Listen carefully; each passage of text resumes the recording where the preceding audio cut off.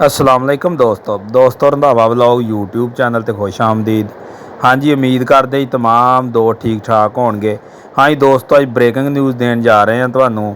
जिस तरह के काफ़ी दिनों की जिहड़ी आ वो खबर गर्दिश कर रही सी कि ट्रैक्टरां दे जिहड़े रेट आ वो वध रहे ने, नवां टैक्स लग गया वा। तो लो जी, अज जिहड़ी वा नवें रेट लिस्ट जिहड़े आ जारी हो गई है लिस्ट रेटां दी। तो जिहड़े मिलत के ट्रैक्टर आ उन्हां दे रेट जिहड़े आ वो वध गए आ। तो हुण तुहानू जिहड़ा सब तो पहले दसदे हैं, जिहड़ा मैसी का 235 मॉडल आ 50 HP का ट्रैक्टर, उहदी जिहड़ी नवीं कीमत आ वो हो गई जे 22,22,000 रुपया। पहले उहदी कीमत सीगी 20 लख ते 20,000 रुपया, तो 2,20,000 रुपया की जिहड़ी कीमत वध गई है। इस तरह अगे 240 की कीमत की गल करिए तो 240 की कीमत पहले हैगी सी 21,50,000 रुपया, तो हुण 240 की कीमत जिहड़ी आ वो हो गई है 23,65,000 रुपया। 2,15,000 का इस ट्रैक्टर की कीमत के अंदर भी इजाफा हो गया। इस तो बाद 260 की गल करिए तो 260 की कीमत सी पहले 24,90,000 रुपया, तो हुण उहदी कीमत हो गई है 27,39,000 रुपया।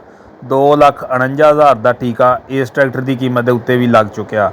इस तो बाद MF 260 डिलैक्स मॉडल की गल करिए तो 27,10,000 रुपया कीमत सी।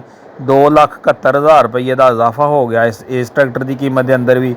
29,81,000 रुपया कीमत हो गई इस ट्रैक्टर की भी। इस तो बाद 360 की गल करिए, 360 जिहड़ा 2 व्हील ड्राइव, उहदी कीमत सी 26,30,000 रुपया। 2,63,000 रुपया इजाफा होने के नाल 28,93,000 रुपया कीमत 360 की हो गई। इस तो बाद अगे मॉडल आ जाता वा मिलत का 360 4x4। उहदी गल करिए तो 60 HP का ट्रैक्टर 36,80,000 रुपया कीमत सी फोर व्हील ड्राइव की। 3,68,000 रुपया इजाफे के नाल 40,48,000 रुपये का हो गया भाई जान 4x4 जिहड़ा 360 आ। इस तो अगे 375 2 व्हील ड्राइव की गल करिए तो 32.5 लाख रुपया कीमत सी, तो 3,25,000 रुपया इजाफा होने के नाल जिहड़ा वा वो कीमत ट्रैक्टरां दी हुण हो गई जे उस ट्रैक्टर की कीमत, अल्लाह तुहाडा भला करे, 35,75,000 रुपया। इस तो अगे MF 375 4 व्हील ड्राइव की गल करिए तो वह रेट सी 43,70,000 रुपया। 4,37,000 रुपये के इजाफे के नाल 48,07,000 रुपया इजाफा हो गया, 48,07,000 का हो गया।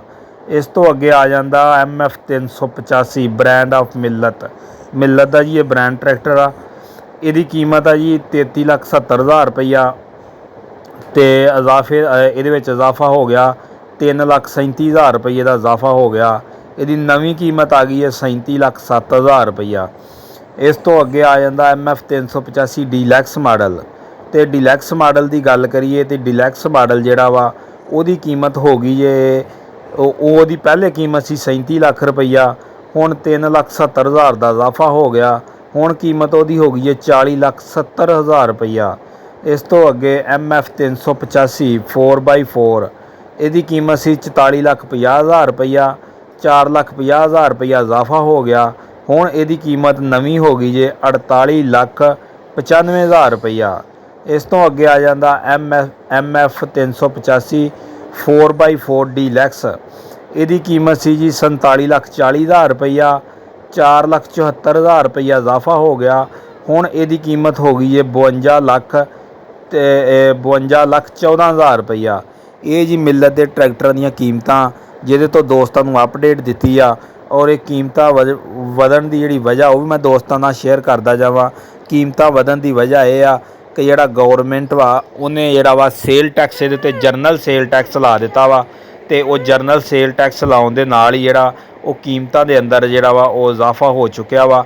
तो बाकी जिहड़ी आ सेल तो अगे ही तकरीबन ना होण दे बराबर सी, तो हुण देखदे आ कि अगों जिहड़ी आ ट्रैक्टरां दी सेल उहदे ते किन्ना फर्क पैंदा वा। तो ये जी ताज़ा तरीन सूरत हाल सी, क्योंकि गौरमेंट ने जिहड़ा गंदम का रेट सी वो जिमीदारां नूं पूरा ना मिलिया, जिहदी वजह दे नाल जिहड़ा वा वो ट्रैक्टरां वाली इंडस्ट्री आ वो भी कह लो बर्बादी दे बर्बाद होई पई है इस वक्त।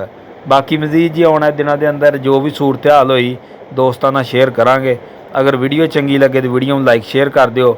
ਵੀਡੀਓ ਦੇਖਣ ਦਾ ਸ਼ੁਕਰੀਆ। ਓਕੇ, ਅੱਲਾ ਹਾਫਿਜ਼।